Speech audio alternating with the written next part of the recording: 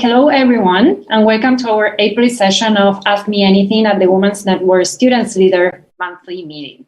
My name is Fernanda Carosi, and I'm a co-chair of the Women's Network Students Leaders, and I'm happy to introduce today's guest, who is Ellie Ardakani.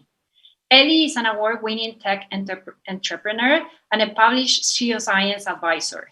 She's passionate and committed to incorporating digital technology to increase return on investment on both data and human capital in the energy sector and beyond. Dr. Ardakani is the CEO and co-founder of Meta Innovation Technologies, a growing tech startup dedicated to empowering the energy and mining industries with web-based technologies for immersive staff training and artificial intelligence augmented data analytics. Before Meta, Ellie worked in various roles in the oil and gas sector. Ellie was awarded the Immigrant Entrepreneur by the City of Ottawa in 2019. She was also recognized as the Founder of the Year by Bootstrap Awards in 2020. Ellie holds a PhD in Exploration Geophysics from the University of Alberta and a license with APEGA as a professional geoscientist. Ellie is an SEG SEAM Product Manager. She's a mentor for AGU Mentoring 365 program and an EAGE and SPE active member. And most important for us today, Ellie is also the chair of the SEG Women's Network. So hello, Ellie, and welcome. And thank you for joining us today. Thanks, Fernanda. I'm super happy to be here. So the first question that I would like to ask you as a leader and an entrepreneur is, how do you see women in leadership, and what do you think that women bring to leadership roles in general? So I think that's a $1 million question, that's for sure. But there are two pieces into it. I think one piece comes from the women and how we think about ourselves and abilities, and one side comes from the environment and how we can actually make the environment more receptive to our leadership. So I'm going to start from, us as women. I think, we came a long way, but still we have a long way to go.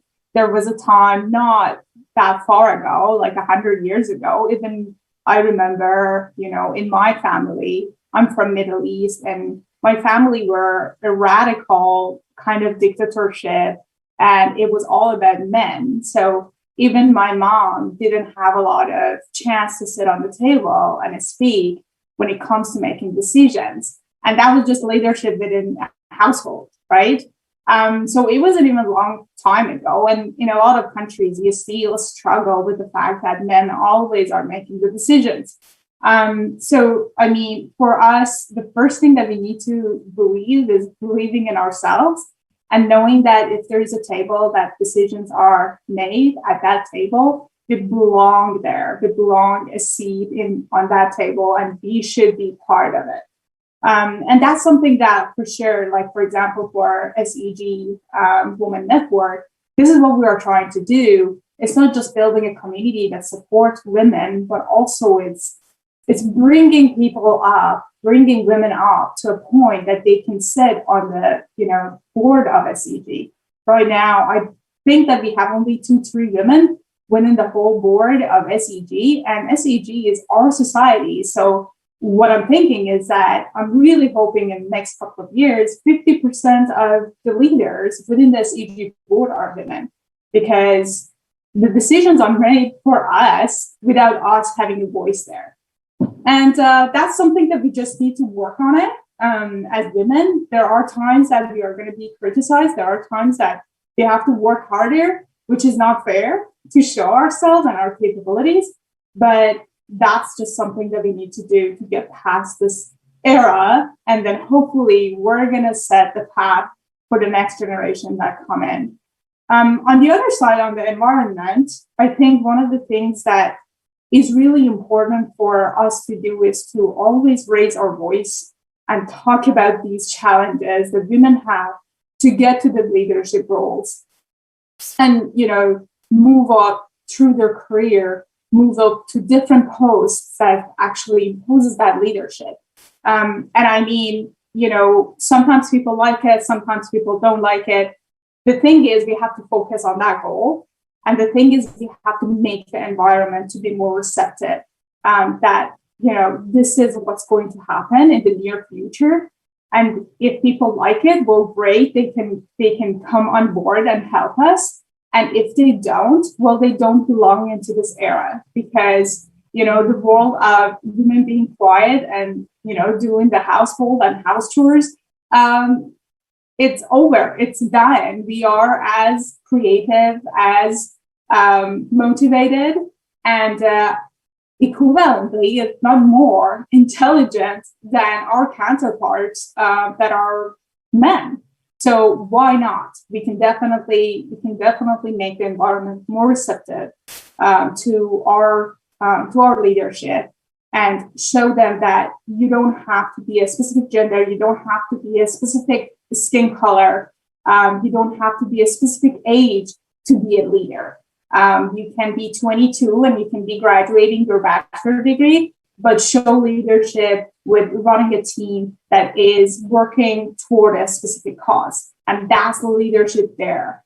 A lot of the people talk about these companies out there and these societies out there that they have young women in leadership, and they are in wow of how this is working, how this is happening. It works if we put our mind into it and the environment gets more receptive. So I would say we should push for it, either any way that we can, anywhere that we can. And I'm just so excited that, we have so many students and new grads like you guys that are actually pushing the envelope. That really matters. And in the long term, I'm pretty sure that even right now, Women's Network has a big role within SEG, and I'm pretty sure that in the future, it's going to be even bigger. So let's keep at it. Dorothy, would you like to ask any question? In the leadership, when you're top there, you have the support team. How do you keep the support team motivated and try to show them that they can deliver in the objectives that they've been allocated to work on, and help them not to feel inadequate? How do you handle that? Thank you. That is an awesome question. And, it doesn't matter if you have a role in leadership in a company or a society or an organization or a group like SEG Women Network.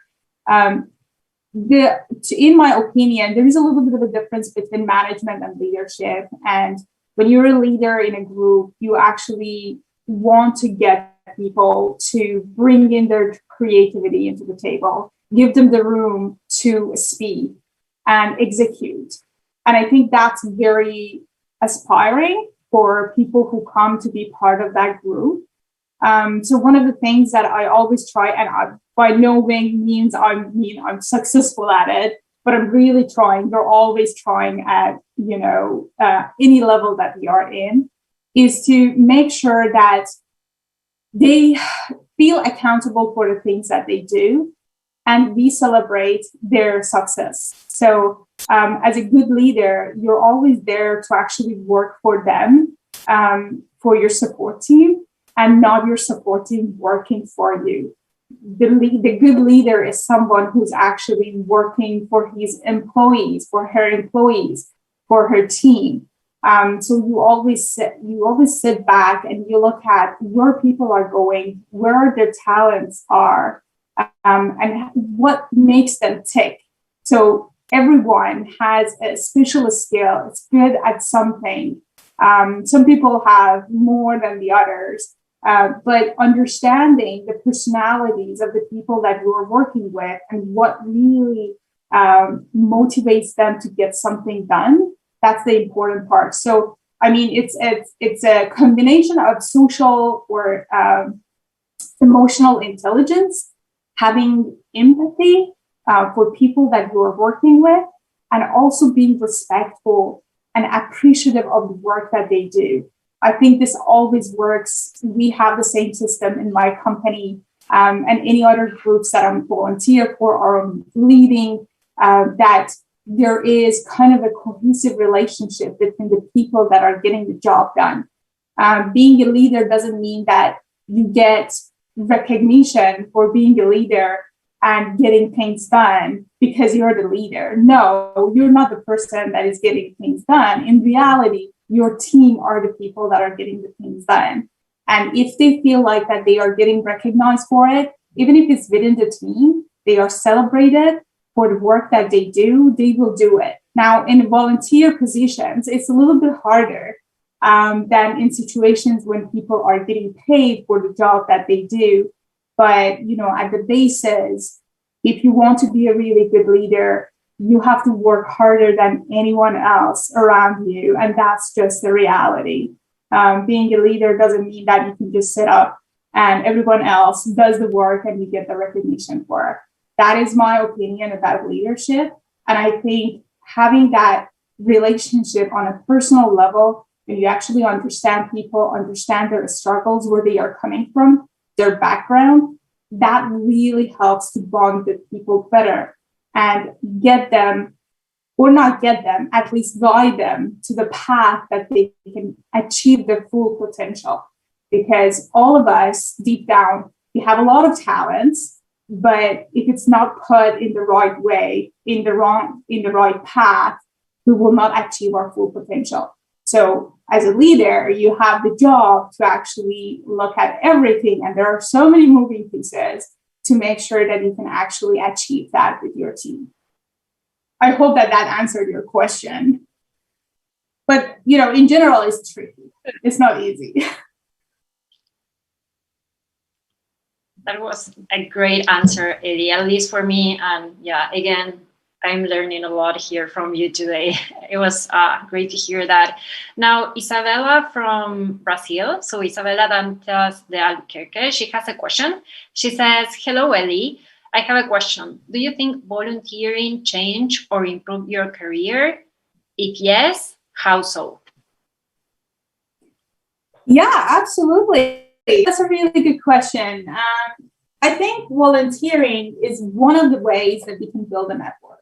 And network is always valuable if you put the work in. So, just think about it, right? Like having a LinkedIn page or whatever. You can go and connect with tons of people across the world. But if you don't build a relationship with them, at the end of the day, those connections mean nothing. If you get hundreds of likes on your post, it doesn't really mean anything because deep down, you're not connected to those people. In a sense of volunteering, when you look at volunteer positions, you think about how much personal growth you can get through that exercise, but also how much connections you can make. So one of the things that I always think about is around us is full of opportunities. There are so many opportunities, but if you're not exposing yourself to those opportunities, you can't really get those opportunities. And volunteer work is actually one of the things that exposes you to those opportunities. That opportunity could be having a connection. You can build even indirect connections that can, for you guys, when you're graduating, you can literally land a job through those indirect connections. And that is very valuable because you get your foot in the door. And then from there, your career is going to take off. Second is that you actually you feel like you're part of a community. And this community is not just working because they are getting a paycheck. They are working because of a cause. And this feeling of belonging and moving something forward, being the force behind something because of your passion, because you're a volunteer in it, that's a really great feeling. Me as a CEO of a startup, and startups are not easy by any means. They are hard. Building a business is not easy.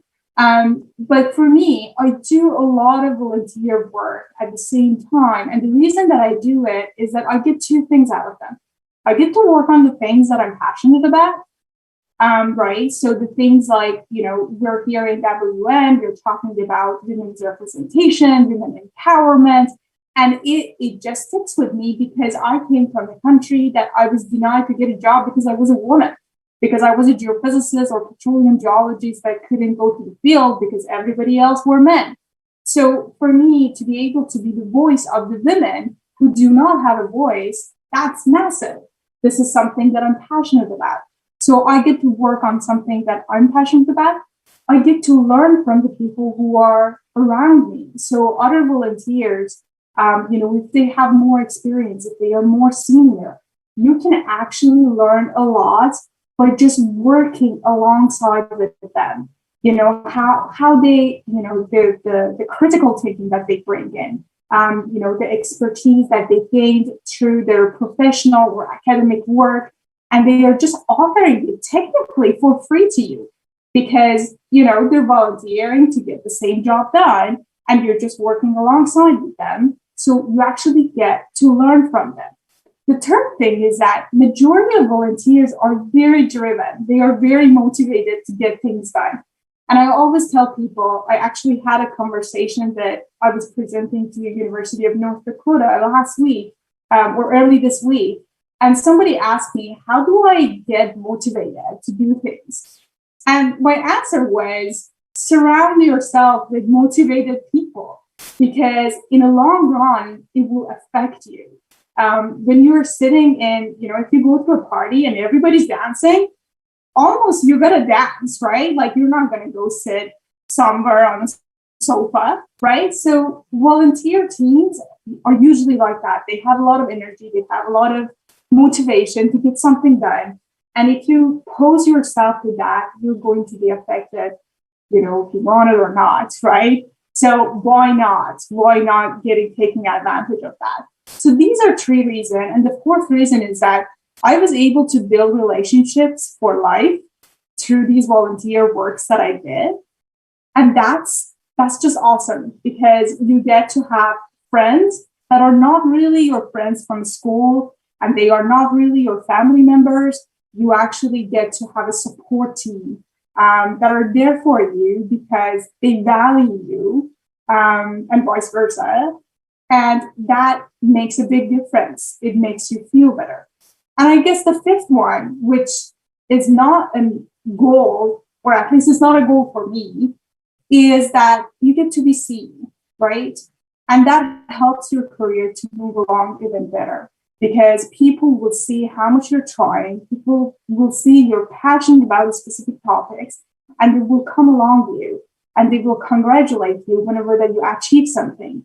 And that's just the, satisfaction that you get that gets you move even faster and harder to make sure that you're getting to those ultimate goals that you're setting for yourself.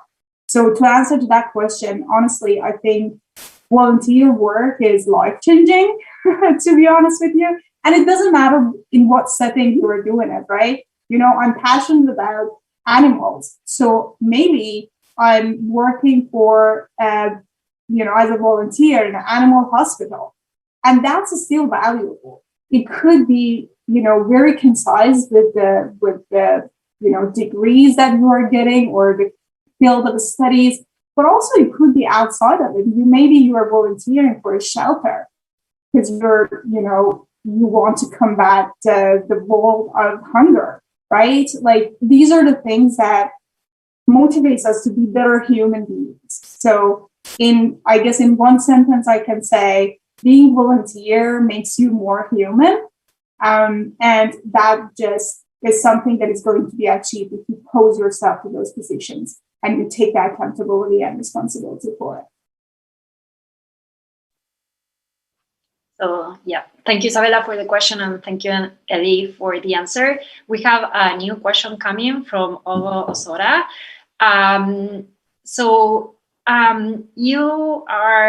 You have a PhD, you have been working in the oil and gas industry. Now you have your tech startup. So Ogo would like to know, she says, hello, Dr. Ardakani. What has been the most significant barrier in your career? Well, which one? There's so many of them. There are barriers everywhere if you would see the barriers. But the reality is I don't actually focus on barriers. I try not to see them. I try to tell myself that there's always a way to get things done and get what I want to get out of something. So usually, even if there are barriers around me, I focus my attention to a way either through it or around it. Somehow I try to be creative and get something that I want, even if it's not exactly the same thing, but close or better. So, I mean, one of the first things that comes to my mind is that, through your, career path, through your studies, there are so many things that happens around us that is outside of our control. And even if we try to change them, sometimes we cannot because it's not in our control.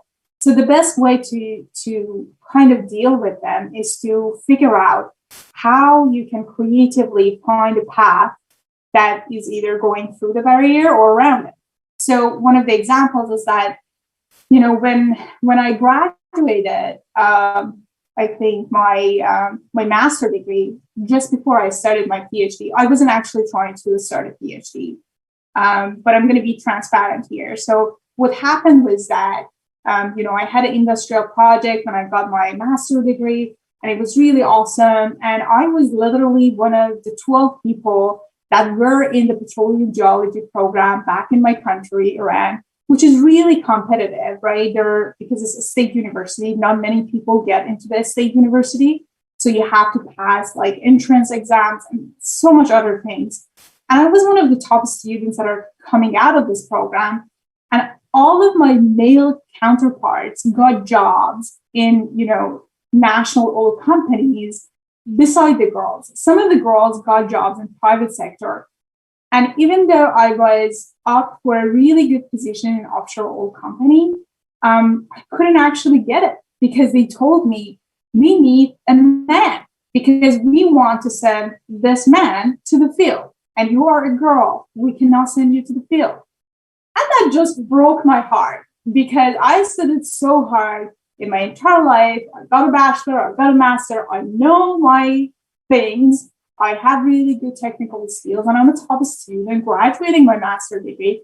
And that was nonsense to me. So I felt like I'm not going to let my country, stupid rules that are around me, hold me back from what I want to achieve. So actually, I went one step further and I looked at universities that are outside of my country to see where I can get admission. And that was the beginning of, 12 years ago.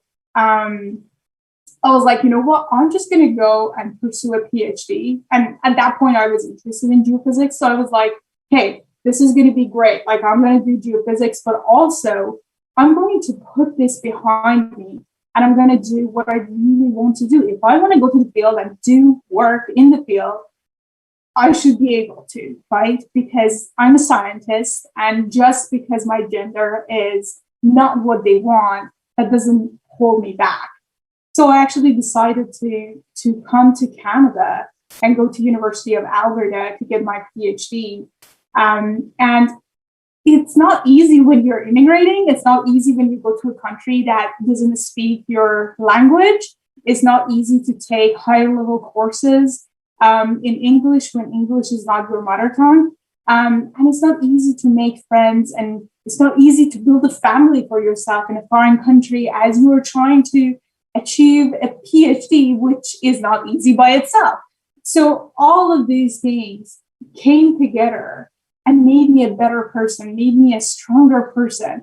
And not only I put behind what was called a barrier for my career, I actually excelled because I got to a really good project with my supervisor. I enjoyed it for a couple of years. I landed a really good R&D job afterward.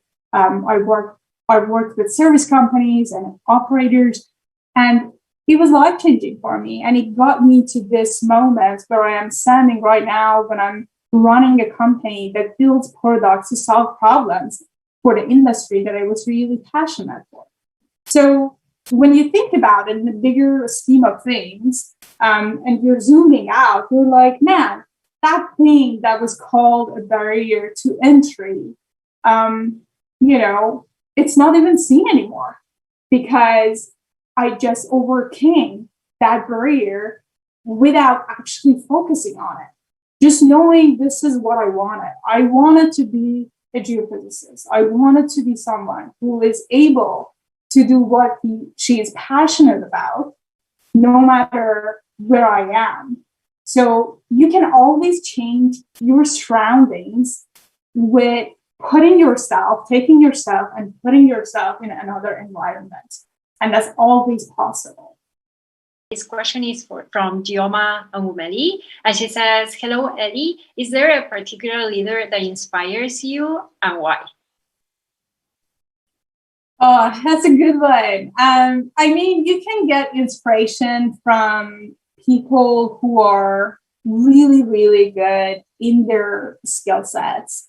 No matter who they are and what they are, there are tons of people that are best-selling authors and they are businesswomen and they are businessmen that you can get inspired from if you're interested in that topic. But within the industry that we are working with, maybe there are a couple of women that are, sitting in C-suites, and when you talk to them, you feel this breadth of knowledge and expertise and, strategic thinking that you feel with yourself that maybe at some point in 10 years, 15 years, I could be this person. And I usually don't build, how there's a word for it.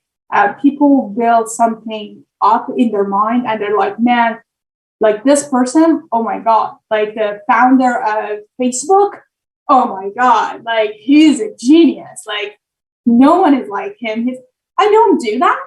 I just look at different people and I'm like, what are the things that this person does that is kind of inspiring? Everyone has, inspiring things and good things about them, and they have drawbacks and things that they are not good at. This is just the human nature. So not everybody's perfect, but you can actually collect a couple of people, look at them and say, okay, what is the thing that I really liked about this person? What is the thing that she's really doing perfectly? And how can I be in that position or do that thing as good as that she is doing it? I usually do that way, within the SEG and within the community of geophysicists worldwide. There are some women that are doing really groundbreaking work. They are humble.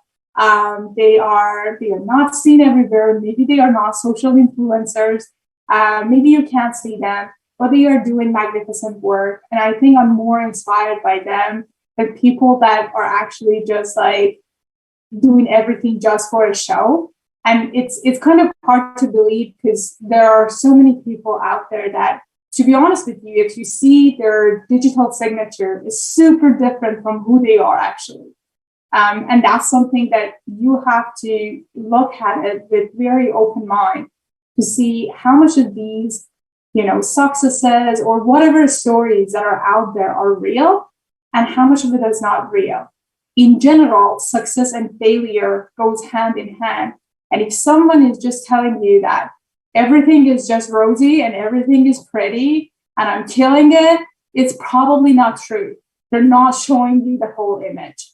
So, every single one of you guys are heroes of your story, and you have to own your story. This story could be the life story. It could be your career story. But at the end of the day, you're the hero. You get to write down the script of this story from scratch. Nobody else is. And everyone's situation is different. We're all in different situations, environmentally, culturally, in terms of our abilities, talents, interests. So there is no one person out there that could be, the whole full moon that can inspire you at all time. You can always draw inspiration from different people, depending on what are the things that they are good at, what are the potentials that you have, and you can achieve that, 100% full potential at the end if you follow the same path that they did. To be honest with you, life in general, from the beginning to the end, is just focusing on what you want, setting targets, and every time that you reach that target, move the target a little bit further and just growing at it. This is how it works. And make sure that as you're doing it, you enjoy the moment, you celebrate your successes, celebrate your failures, because failures teach you a lesson. It's actually more useful than success. So make sure that you enjoy the journey as you are going toward your goals, and make sure that you have high standards for yourself. Shoot for the moon, and you're going to end up being somewhere in between, which is, better than not being anywhere, right?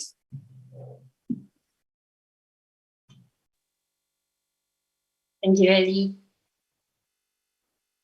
And thank you, Gioma, as well, for your question.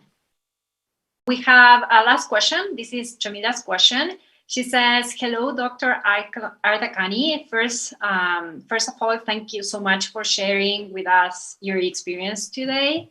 I don't know if you have experienced this before, but when you're so enthusiastic and want to learn many things and attend to many trainings at the same time, has it ever happened to you that it ends up being too much and not achieving everything that you wanted to do? That's a really good question. So you're trying to do so many things and you're kind of failing in some of them because you don't have time, right? I guess you have to really look at, for me, that never happened. There were times that I was pressured. I felt pressured as like, okay, I have 6 deadlines today, and those are related to my work and my daily job. I have 3 that are related to this community that I'm volunteering for, and I have 3 that are related to that community, and maybe a couple of things that are related to personal life, like, I don't know, finances, health, those sort of things. And I felt like at the end of the day, it's like, man, I worked 16 hours and I'm still behind a couple of the deadlines, right? And that is just the pressure that builds up because there are so many things that need to get done. There were times that I felt that way, to be honest with you. However, I worked through it. So I think it all depends what you are setting up for yourself and how you feel if you don't achieve them. Some people cannot, or they are not maybe trained enough to be able to cope with the stress that especially deadlines bring, or accountability brings. But I learned throughout my life to make stress my best friend. So we are buddies. So if I have a lot of things to do and I'm stressed about it, I don't freak out. I don't feel like, oh my God, like I cannot get these things done. I'm just going to sit down and cry. I don't do that. I'm like, this is stress makes me to actually go faster, do better, do more. So that's just my personality. But, if you feel like that you're doing so many things and you're overwhelmed with it, you don't have to, you can cut back because obviously you don't want to get burned out. When you are taking too much on your plate, and sometimes, we all have families, we all have friends that are going through things, and you need a little bit of a space, just put a pause on maybe some of the things that are not as necessary. And just cut back a little bit to give yourself a little bit of a space. I lost my family, my parents at a young age. And at that point, I wasn't thinking that, oh my God, I have to go volunteer for this community and that community. No, I really needed a month to sit back and just, breathe. Sometimes we just need time to come to ourselves and feel calm enough to move forward with something else that we want to do. So if you feel overwhelmed and you feel like, oh my God, I'm doing all these things, but at the end of the day, I don't feel good. I don't feel like I'm actually getting anywhere. Cut back. Do the things that you're really passionate about. They are going to get you closer to the goals that you have, and make sure that you take care of your health especially your mental health, though physical health is important as well. They are hand in hand, but make sure that those come in priority, because if you don't have that, if you don't have the capacity, and if you don't have the clear mind, you're not going to be able to get anything done appropriately, for sure. We have a comment in the chat that I thought it was pretty interesting. This comment is from Saul Vestrom. She's from the University of Alberta, and she says, great question, Jamila. I think sometimes at the university, it's almost a competition as to who can do the most. What you can handle is different than your coworkers can. We all have different situations and limits. So I think this is super valuable, her comment, and thank you so much, Zoe, for sharing that with all of us. No okay, worries, so thank you very much. I think that's all the questions we have for today. So Ellie, thank you so much for sharing your energy and experience today with us and bringing so much motivation to our Women Network Students Leader. It was a pleasure to have you today, and an honor to learning from you. From everyone that's looking at us today, please do follow us in our social media. Get in touch with us if you are interested in what we are doing, and if you would like to attend our next Ask Me Anything, just please send us a private message and we will get you the information on how to get connected with us. So thank you so much, everyone, for being here today. And see you next time.